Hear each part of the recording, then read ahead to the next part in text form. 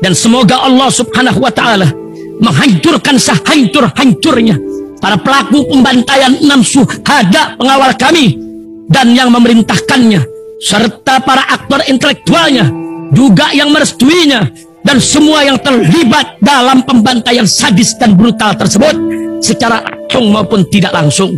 Allahumma dammirhum tadmira waqtulhum balada wala tughadir minhum ahada ya qawi ya matin ya muntaqim amin ya rabbal alamin. Allahu Akbar, Allahu Akbar. Alhamdulillah guys, gua kali ini di Makkah melakukan ibadah umroh yang kedua kali ini. Alhamdulillah buat kalian yang insya Allah mau umroh bareng Babe Aldo tanggal 18 November 2024 insya Allah ada promo bersama Akhiratur. Cepetan daftar sekarang, ini nomornya. Jadi mumpung slot promo guys, jadi murah, harganya mulai 26 juta. Kalian langsung hubungi supaya insya Allah bisa umroh bareng di tanggal 18 November mendatang.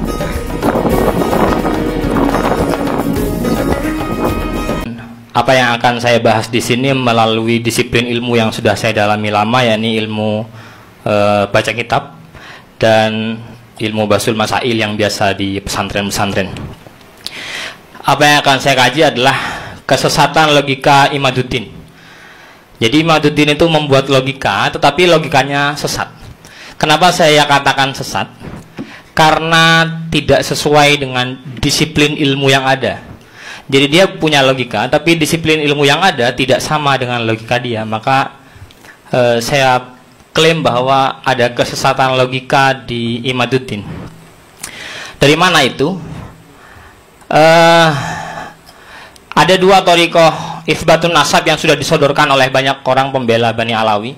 Satu Khatun Nasabah, bahkan Habib Hanif tadi cerita ada 180 bahkan yang menetapkan nasab Bani Alawi. Ada Syuhrah wal Istifadah, kepopuleran yang sudah sejak lama, itu juga ditolak. Semuanya ditolak oleh Imaduddin. Kenapa itu ditolak? Nah, dari mengetahui kenapa itu ditolak, kita bisa mengetahui akar masalah dari pikiran Imaduddin. Kalau kita bisa membantah akar masalahnya, berarti alasan penolakan Imaduddin tidak berdasar. Kalau alasan penolakannya tidak berdasar, maka semua hujah yang disebutkan seharusnya harus diterima demi ketaatan pada ilmu. Pertama, Imaduddin itu menolak Syuhrah Istifadah. Dia berargumentasi pakai kitab Muqaddimat fi Ilmil Ansab. Dia menukil ibarat wa alla yakuna laha ma yu'ariduha min riq'atin atau min ruq'ah min ruq'atin qat'iyatid dalalah. Di ibaratnya bilang bahwa Syuhrah Istifadah itu tidak boleh bertentangan dengan catatan yang qat'iyatud dilalah atau tafsirnya absolut, tafsirnya pasti. Lalu interpretasi Imaduddin terhadap kaidah itu adalah Syajarah Al-Mubarakah yang secara qat'iyud dilalah menyatakan anaknya Ahmad hanya 3 dan tidak ada yang bernama Ubaid. Jadi menurut Imaduddin, kitab Syajarah Mubarakah itu riq'ah atau ruq'ah qat'iyatud dilalah. Dia adalah catatan yang qat'iyatud dilalah. Dilalahnya pasti menafikan Ubaidillah. Nah, itu kita uji nanti. Ini juga dia di kitab bahasa Arabnya juga mengatakan wa dzakara al-Imam Al-Fakhr Ar-Razi biwuduh secara zahir anna Ahmad al-Abah ibn Isa aqibuhu min salatati abna'in faqat.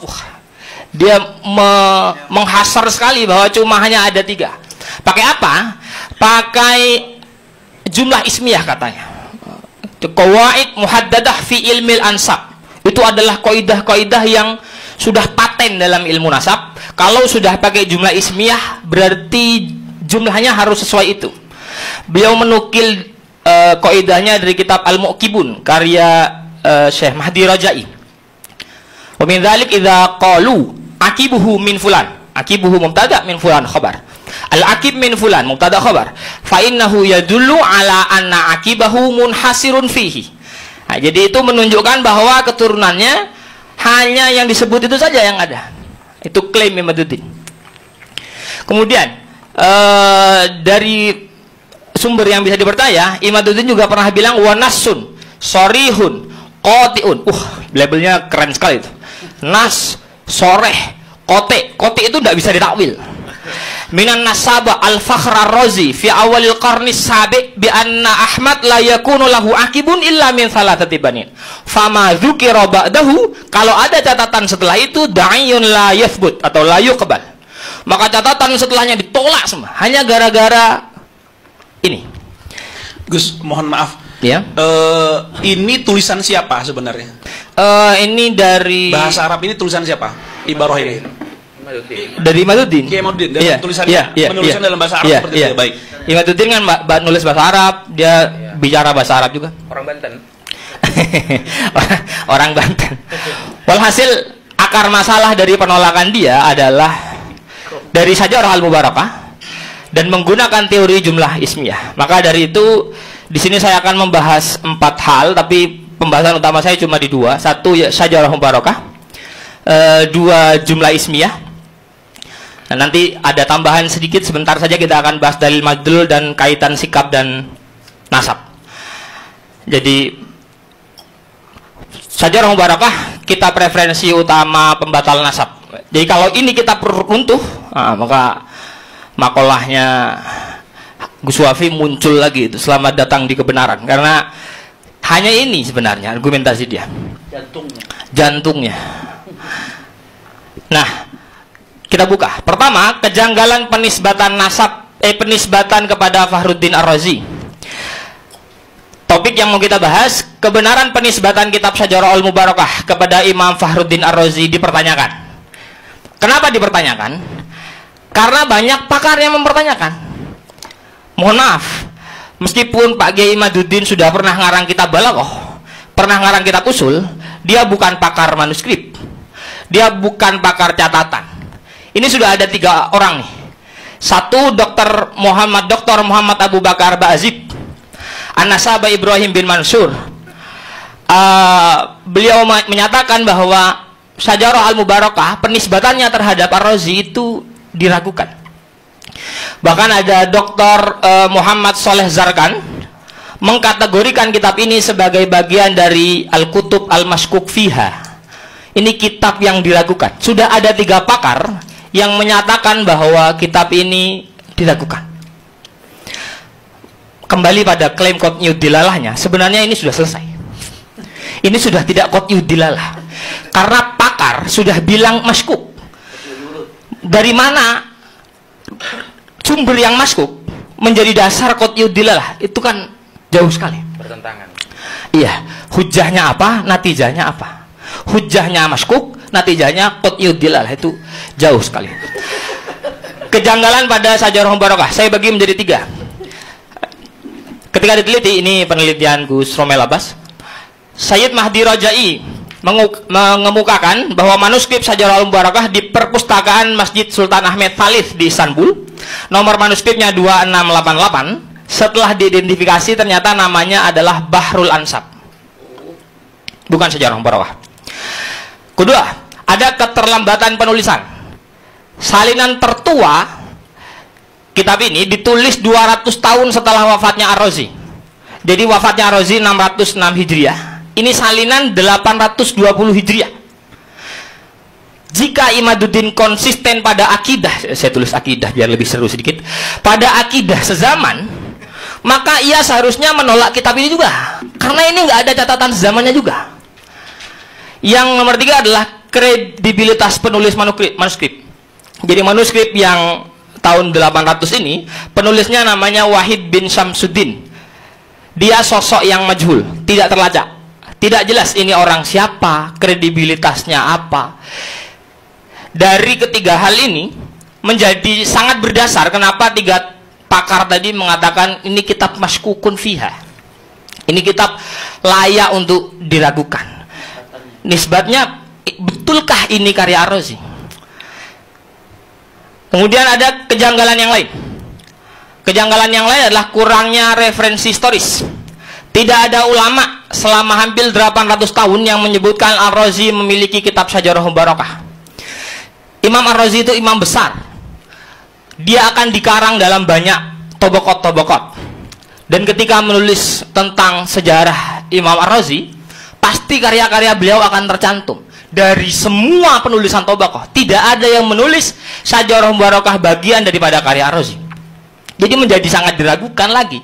Belum ada pakar yang mengakui, ada banyak pakar yang meragukan. Satu yang tidak saya catat, mohon maaf, dalam catatan di Sultan Ahmad Khalif tadi, dia bukan ada proses verifikasi, tapi karena tulisan Wahid bin Samsuddin itu ada tulisan Ahmad Ar-Razinya, jadi yunsabu ilar Razi. Yunsabu ilar Razi itu cuma nisbat saja, jadi nemu kertas manuskrip, ada catatan nasab, ada nama Fakhruddin Ar-Razinya, lalu ditulislah sebagai Fakhruddin Ar-Razi, tapi sama sekali tidak melalui proses verifikasi, dan itu diakui oleh Mahdi Ar-Rajai sendiri. Coba bandingkan dengan kitab yang lain. Kitab Al-Fahri umpama, tulisan Imam Al-Mirwazi, itu diakui keberadaannya dan dikaitkan langsung dengan Ar-Razi. Memang Imam Ar-Razi yang minta muridnya untuk nulis itu, dan diakui. Verifikasinya ada, datanya ada, semuanya jelas. Syajarah Mubarakah tidak punya itu. Secara isi juga bermasalah. Ada indikasi ideologi Syiah. Kita tidak sedang ingin berdebat mengenai Syiah atau Sunni, tidak. Tetapi kalau penulisnya Sunni, tetapi isi materinya kemudian Syiah, maka kita harus bertanya, benarkah ini materi tulisan beliau? Kalau saya santri Kiai Haji Maimun Zubair, tapi saya buat buku menghabisi beliau, maka ini benar tulisan saya atau tidak? Jangan-jangan akun Facebook saya dihack untuk menghina-hina beliau, karena tidak mungkin saya menghina beliau. Nah, Imam Ar-Razi, kalau memang Syajarah Mubarakah tulisan Imam Ar-Razi, kenapa putra dari Muhammad ibn Hasan al-Askari diberi julukan Sahibuz Zaman? Julukan Sahibuz Zaman itu adalah julukan orang-orang Syiah kepada Muhammad ibn Hasan al-Askari, karena asumsi, entah semua entah sekelompok, saya tidak mengerti, karena asumsi mereka Muhammad bin Hasan al-Askari ini Imam Mahdi, dijulukan sebagai Sahibuz Zaman, ada di catatannya. Kemudian Abu Abdullah Ja'far diberi julukan sebagai Al-Kadzab. Ini kontradiktif sekali dengan tradisi ulama Sunni. Juga ada doa ketika membahas Abu Bakar, ketika membahas Sayyidina Umar dan keturunan-keturunannya, tidak ada doa radhiyallahu anhunya, tidak ada. Artinya ini sekian kejanggalan yang kita lihat pada kitab Syajarah Al-Mubarakah. Kalau cuma satu persatu, cuma catatan manuskrip saja, atau cuma indikasi Syiah saja, atau cuma tidak diverifikasi ulama saja, mungkin bisa dijawab. Tapi majmu' hadhil muskilat, semua hal ini tertumpuk pada Syajarah Mubarakah. Lalu apa klaim pembenarannya? Maka keabsahan penisbatan Syajarah Mubarakah pada Imam Fakhruddin Ar-Razi sangat meragukan. Kitab ini tidak dapat dijadikan dalil subut yang valid dalam ilmu nasab. Penggunaan kitab ini oleh Imaduddin sebagai rujukan utama menjadi tidak berdasar. Qat'iyud dilalahnya jauh sekali, bubar bebek. Kemudian yang kedua, kita akan bahas jumlah ismiyah, menguji relevansinya dalam kasus pembatalan. Jumlah ismiyah, kaidahnya ada tidak, relevan atau tidak. Kita cerita dulu tentang Imaduddinnya. Imaduddin mengklaim bahwa tidak disebutkan berarti itu dinafikan. Dari mana? Klaim itu didasarkan pada jumlah ismiyah yang ia salah tafsirkan seperti tadi. Dalam ilmu nasab, sebuah kitab menyebutkan jumlah putra dengan susunan jumlah ismiyah, ini berarti tidak ada putra lain selain yang disebutkan. Yadullu ala anna akibahu munhasirun fihi. Sudah saya baca di awal. Itu latar belakangnya. Mari kita bahas. Pertama, Imaduddin mengklaim bahwa ini kaidah sudah final. Ini kaidah qat'iyud dilalah. Ini kaidah sudah tidak bisa diotak-atik. Maka kita ajukan pertanyaan, apakah kaidah ini sudah final sehingga dapat diklaim sebagai qat'iyud dilalah? Kalau saya bisa buktikan ini tidak final, qat'iyud dilalahnya bubar. Kaidah ini jelas tidak final. Poin pertama, teori jumlah ismiyah adalah teori aglabiyah. Dia bukan teori kuliah, bersifat kebiasaan, tidak mengikat. Kenapa begitu? Karena semua kaidah berada di bawah satu kaidah. Kaidah induk daripada semua kaidah ada likulli qaidatin istitsnaun wa syududun. Jadi tidak pernah ada kaidah yang tidak ada mustasnayatnya. Saya guru pengajar qawaidul fikih di Sarang. Semua kaidah yang disusun dengan dalil yang baik, yang disusun dengan logika fikih yang baik, masih ada mustasnayatnya. Lah kaidah begini cuma jumlah ismiyah, bisa nggak ada mustasnayatnya, ini gimana? Tarik nafas dulu Gus, tarik nafas dulu. Mohon maaf, tarik nafas dulu. Saya bocorkan sedikit. Saya lebih Madura dari Gus Wafi. Gus Wafi ini Madura swasta, saya Madura asli. Oke. Allahumma sholli ala Muhammad. Biar seru saja. Satu. Nomor dua, kata ya dulu. Fa innahu ya dulu ala anna akibahu munhasir. Lafaz ya dulu itu belum tentu ya dulu dilalatan qat'iyah. Lafaz ya dulu itu punya dua ihtimal. Maka saya bertanya lagi, kalau Imaduddin pernah ngarang syarah Waraqat, mungkin dia harus ngarang syarah Lubul Usul juga, agar dia faham di dalam Lubul Usul itu ada dilalah ma yadullu dilalatan qat'iyatan, ada dilalah ma yadullu dilalatan dhanniyatan. Bahwa ya dulu itu tidak selamanya qat'iyah, bahwa ya dulu itu ada dilalah dhanniyah. Yang qat'iyah namanya nas, yang dhanniyah namanya zahir. Oh, siap. Jadi dilalah qat'iyah itu dilalah yang absolut, dilalah yang tafsirnya tidak bisa diubah-ubah. Aqimus salat, wajib salat, ini boleh diubah-ubah. La taqrabu zina, haram zina, itu sudah dilalah qat'iyah, tidak boleh dirubah-ubah. Nah, kalau dilalah dhanniyah itu masih multi tafsir. Aulamastumun nisa, ini kemana nih tafsirnya nih? Apakah mutlaqul mubasyarah? Apakah jima? Apakah mubasyarah bisyahwat? Ini masih kemana-mana nih. Innamal a'malu binniyat, ini masih kemana-mana nih. Itu namanya dilalah dhanniyah.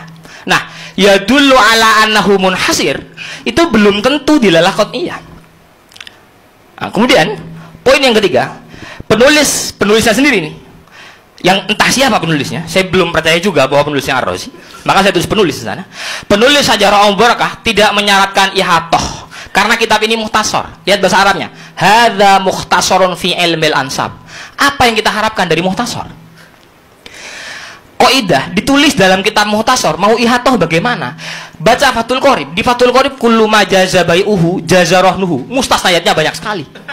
Apa yang mau kita ambil dari mukhtasar? Bayangkan Imaduddin membangun qat'iyah itu dilalah dari kitab yang tidak valid, yang sifatnya mukhtasar, pakai qaidah aghlabiyah. Kita uji akurasinya, sekarang kita uji. Benarkah jumlah ismiyah selalu hasar?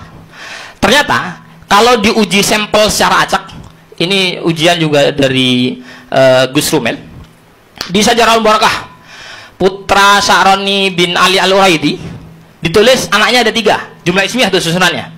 Tapi di kitab sebelumnya di Tahdzibul Ansab, anaknya ada 4. Kalau memang 3 hasar, berarti dia membuang yang sudah ditetapkan di zaman dulu 4. Oh, hasarnya bahkan menghilangkan anak.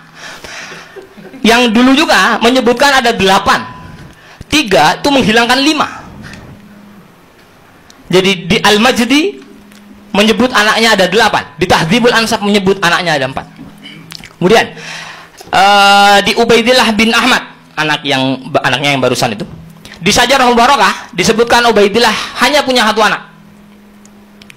Di Al-Majdi kitab yang lebih tua disebutkan 2 anak. Jadi di kitab yang lebih tua 2, di bawahnya 1. Dia mengurangi 1. Nah, awalnya Imaduddin bilang jangan-jangan begitu nyampe Syajarah Al-Barakah memang keturunannya tidak ada, jadi tinggal 1. Loh, masalahnya di Al-Fahri 2 lagi. Kitab setelahnya 612, 2 lagi. Jadi awalnya 2, dia nulis 1, di Al-Fahri jadi 2 lagi. Jumlah ismiyah semua. Ini gimana? Hasarnya di mana? Kemudian sampel nomor 3, di Syajarah Al-Mubarakah ditulis anaknya Muhammad Al-Akbar bin Ali Al-Uraidi, anaknya ada 7 katanya. Di tahun 606 beliau bilang anaknya ada 7. Tahdzibul Ansab yang wafat tahun 435, anaknya ada 6. Tapi di Al-Majdi tahun 490 Hijriah anaknya 9. Jadi 7 sudah buang 2. Hasarnya tidak valid. Turun ke era setelahnya, kalau kita bandingkan masih orang yang sama, ini sampel keempat. Syajarah Al-Barakah, anak yang direportase bilang 7 Muhammad Al-Akbar masih sama. Di Al-Fahri tinggal 5. Berarti Al-Fahri mengurangi Syajarah Al-Mubarakah, Syajarah Al-Mubarakah mengurangi kitab yang lain. Ini artinya kalau teori jumlah ismiyah itu dipakai, antara kitab nasab yang satu dengan kitab nasab yang lain akan saling membunuh itu. Karena semuanya kurang-kurang data semua. Maka kesimpulan pentingnya adalah setiap 100 nama yang direportase dalam Syajarah Al-Mubarakah ditemukan setidaknya 15 sampai 25 masalah akurasi saat dikonfrontasi dengan referensi yang lebih tua. Kalau pakai Z-score, kesalahan lebih dari 10% menunjukkan bahwa klaim finalitas jumlah ismiyah tidak bisa diterima. Jika teori jumlah ismiyah dalam Syajarah Al-Mubarakah tidak final sebagai nafi, lalu dari mana kesimpulan Imaduddin Qutnyudilalah itu muncul? Referensinya tidak masuk, semuanya tidak masuk. Kemudian itu tadi bahwa kaidah itu tidak final. Tapi nanti bisa jadi telah, meskipun kaidahnya tidak final, jangan-jangan masih relevan untuk Ubaidillah. Tidak, kaidah itu tidak final dan tidak relevan untuk Ubaidillah. Kenapa? Karena fakta para ulama. Saya sengaja nulis ini. Yang diambil adalah Al-Muqibun. Kalau dilihat ibarat yang di bawah, kitab yang sama persis dari kaidahnya yang ditulis oleh Imaduddin. Jadi di juz pertama halaman awal kaidahnya dikutip sama Imaduddin. Cuma karena dia tidak hatam atau bagaimana, saya tidak paham. Di juz 2 orang yang menulis kaidah itu menetapkan nasab Sadah Ba'alawi. Aqobus Sadah Al-Ba'alawi amma Abu Alawi Ubaidillah bin Ahmad Al-Muhajir An-Nafat ibn Isa An-Naqib fawulida bil Basrah. Yang menulis kaidahnya, ini yang nulis, yang diambil kaidahnya oleh Imaduddin menetapkan Sadah Ba'alawi. Ini kan menjadi sebuah kekonyolan ketika seorang pembaca lebih tahu dari yang nulis kaidah. Yang nulis kaidah tidak menerapkan kaidah itu pada Ubaidillah bin Ahmad. Ini orang yang sama yang mentahqiq Syajarah Al-Mubarakah, dia juga tetap menetapkan Sadah Ba'alawi, tapi Imaduddinnya masih berdiri sendiri saja deh. Makanya betul sekali kalau disebut kesesatan logika. Kemudian Mahdi Rajai juga yang bilang Ubaidillah jauh dari tempat kodifikasi nasab. Fi khususi, kata Mahdi Rajai yang kaidahnya dikutip oleh Imaduddin, fi khususi halati Abdillah au Ubaidillah kana minal wadih. Jelas sekali kata Syekh Mahdi Rajai, anna hijratahu ila mantikotin kharija aradi kutabil ansab, bahwa perpindahan atau hijrahnya Ubaidillah ke daerah yang ada di luar area para penulis nasab al-awail alladzina kanu umuman fil Iraq wal Iran, yang mayoritas ada di Irak dan Iran. Hijrah itu tadi tasabbab, yang menjadi sebab fi adami wusuli ismihi ila kutabil ansab. Itulah yang membuat nama beliau tidak tercantum. Karena dulu nama penulis ada di Irak dan Iran, beliau ada di Yaman. Tidak seperti sekarang buat status WA sekarang, teman-teman lihat semua, keluarga saya di Madura lihat saya sekarang. Itu sekarang, tapi di masa lalu jarak baina Yaman wa Irak tuh jauh sekali. Maka ketika kaidah jumlah ismiyah ini masih dipakai, padahal penulis kaidahnya sendiri menetapkan Bani Alawi dan menjelaskan korinah kenapa kaidah itu tidak layak diterapkan kepada Ubaidillah, menjadi sangat dipertanyakan. Akhirnya biar kaidah muqabil bil kaidah, kita beri kaidah pembanding. Kaidah yang lebih relevan untuk Bani Alawi terkait kitab yang tidak menyebutkan itu ada 3. 1, as-sukut ala nasab wa adamu dzikri.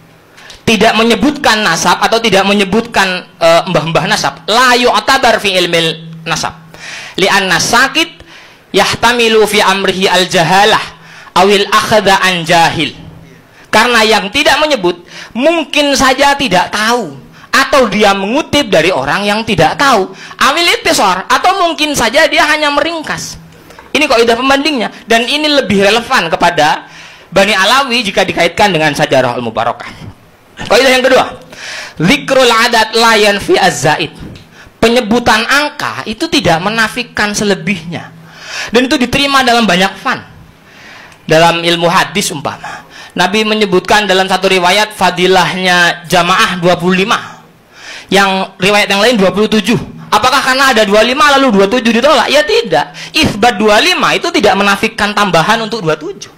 Jadi sama-sama saja. Dzikrul adat layan fi az-zaid. Ada sebutan angka 3 dengan jumlah ismiyah itu tidak menolak angka yang selanjutnya. Kemudian kaidah yang ketiga, adamul wijdan la yadullu ala adamil wujud. Tidak menemukan bukti bukan berarti suatu itu tidak ada. Ketika Syajarah Mubarakah tidak menemukan buktinya, bukan kemudian Ubaidillah itu tidak ada. Sebelum saya masuk dalil madlul, saya simpulkan dulu. Jadi klaim Imaduddin adalah ini qat'iyud dilalah. Jadi akhirnya semua tertolak karena ini qat'iyud dilalah. Bahwa Syajarah Mubarakah adalah qat'iyud dilalah sehingga khatun nasabah ditolak, syuhrah wal istifadah ditolak. Semuanya serba ditolak. Nah, qat'iyud dilalahnya rancu dan gagal dari segala arah. Satu, kitabnya maskuk seperti yang saya jelaskan tadi. Dua, kaidahnya tidak relevan. Jadi dari dua itu saja saya tidak yakin perdebatan dengan Kiai Imaduddin butuh 3 hari 3 malam. Tidak tahu ini masuk agitasi atau tidak, mohon maaf keceplosan. Kemudian ini tentang dalil dan madlul. Imaduddin menyimpangkan teori dalil madlul. Klaimnya tidak adanya bukti atau tidak adanya dalil tentang seseorang berarti sosok tersebut fiktif. Kalau nggak ada bukti tentang dia berarti dia fiktif. Pertanyaannya adalah, benarkah logika ini atau hanya usaha memaksakan kesimpulan yang sudah keliru sejak awal? Saya ceritakan dulu, dalil madlul ini keluar karena membantah dulu Al-Anwar membuat pernyataan sikap tentang ta'zim habaib itu. Jadi kita menyebutkan kaidah dzikrul adat layan fi az-zaid, lalu dia menyebutkan kaidah al-madlul yahtaju ila dalil. Nah, kita bantah. Bantahan terhadap Kiai Imaduddin sebenarnya ada banyak referensi, tapi karena memang pembagian waktu dengan teman-teman juga, akhirnya saya cukup menyebut salah satu saja dari sekian banyak referensi. Saya ambil punya Imam Ibnul Iraqi dalam Al-Ghaithul Hami fi Syarhil Jam'il Jawami.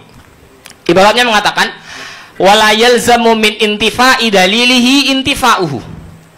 Ketika kita tidak menemukan dalil tentang sesuatu, la yalzamu min intifa'i dalilihi intifa'uhu, bukan berarti sesuatu itu tidak ada. Fa innahu la yalzamu min adamid dalili adamul madlul. Sesungguhnya ketidakadaan bukti itu tidak menunjukkan ketidakadaan madlulnya. Jadi Imaduddin berbohong tentang kaidah ini. Ini harus diketahui orang bahwa dia pernah tidak ilmiah juga, dia pernah salah juga. Jadi pengikutnya jangan fanatik benarlah. Kama la yalzamu min intifa'id dalili 'ala shani' intifa'us shani'. Kalau bukti tentang keberadaan Tuhan tidak ada, ya bukan kemudian Tuhannya tidak ada, bal intifa'ul ilmi bihi. Yang tidak ada itu kitanya yang tidak tahu. Jadi kalau diterapkan kepada Syajarah Al-Mubarakah umpama, bukan Ubaidillahnya yang tidak ada, tapi penulis Syajarah Mubarakahnya yang tidak tahu. Jadi penulisnya yang tidak tahu, intifa'ul ilmi bihi. Terakhir, sikap dan nasab.